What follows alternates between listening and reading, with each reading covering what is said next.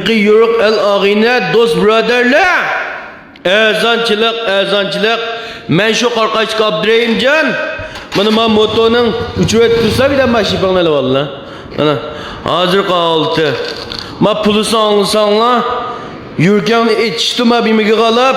Mıcı cangalı koy vakittik. Padı vakittik. Tügü vakittik diyenler. Şaştırıp gap kılsanla. Sodasını kılsak butu. Motonun motorsu hakikaten bicirimken, tartışım abdanken. Pulusu olap kayıp kazı tukalla. Yürekten birine besip etip, güvencini kılıp etip, abdan ağlanla. Yürek basmışsanlı, güvence kılmışsanlı, kilakatin Mahmut olduğunu yine lazım boğanı tapanmaysa.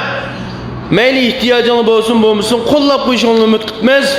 Allah'a ve için telefon numar 166 99 83 68 33 otoldusta ustam. Mana.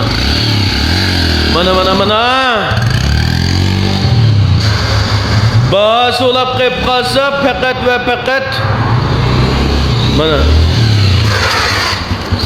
Mana. 1150 koy.